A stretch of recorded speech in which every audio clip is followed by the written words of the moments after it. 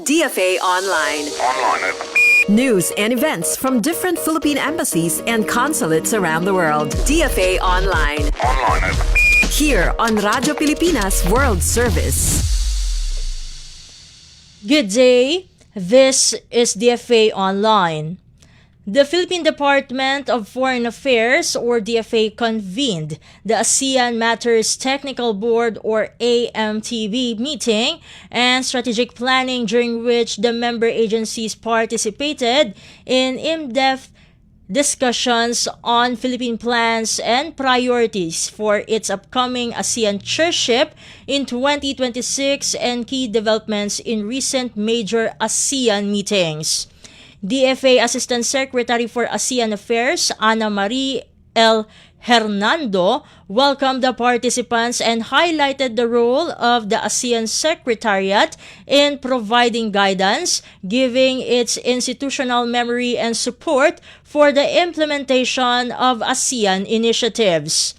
In her keynote address, DFA Undersecretary for Policy Maria Helen B. de la Vega underscored that the Philippines, as chair of ASEAN, is entrusted with both a unique opportunity and a responsibility to advance initiatives that enhance ASEAN's community building efforts while pushing the envelope forward for our national priorities for the benefit not only of our country but of the region. Part of the activity was a visiting program of the ASEAN Secretariat led by 3 Deputy Secretaries General, namely Dato Astana Abdul Aziz of the ASEAN Political Security Community, or APSC, Satvinder Singh of the ASEAN Economic Community, or AEC, and San Liwin for the ASEAN Socio-Cultural Community, or ASCC. Spearheaded by the ASEAN National Secretariat, the AMTB facilitates interagency coordination in the formulation and implementation of Philippine policy in ASEAN. This is the second meeting of the AMTB this year. DFA Online. Here on Radyo Pilipinas World Service. In other news stories, the Philippine Embassy in Stockholm, Sweden, and Stockholm University signed a donation agreement at the university's Frescati campus, led by Ambassador Patrick A. Soto and Dr. Bridget Tremel Werner, Associate Professor of History. The ceremony formalized the Philippine government's commitment to support the Philippine Studies program at Stockholm University. The program intends to open doors for research, teaching, and academic exchange on Philippine history, culture, and society, with the aim of deepening cultural and educational ties between the Philippines and Sweden. In his remarks, Ambassador Soto noted the power of education and emphasized that donation represented a shared vision of making Philippine knowledge more accessible to Swedish audiences.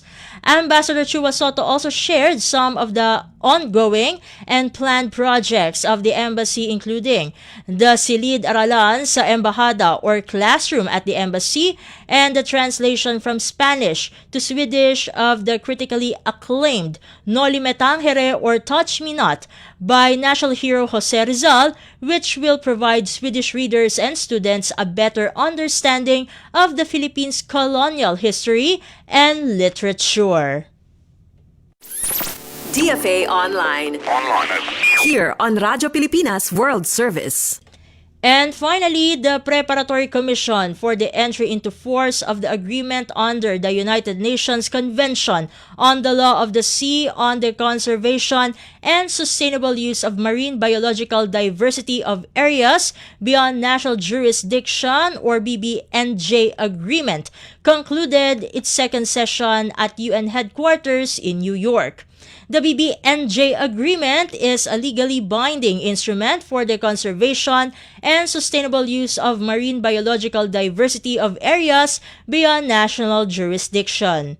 The Preparatory Commission advanced discussions critical to the BBNJ agreement's effective implementation, including on the rules of procedure of the Conference of Parties, secretariat arrangements, cooperation with relevant instruments, frameworks, and bodies against the backdrop of growing momentum as the number of ratifications continues to rise and agreement's entry into force becomes imminent.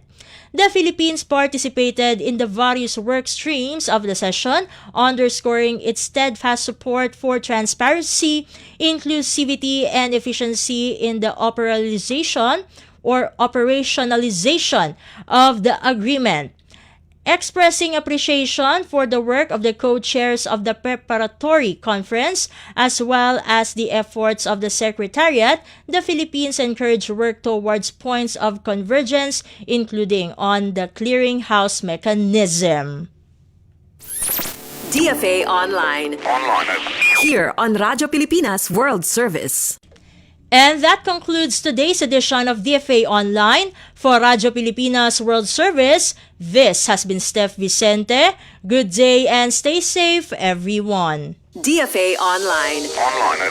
News and events from different Philippine embassies and consulates around the world. DFA Online. Here on Radyo Pilipinas World Service.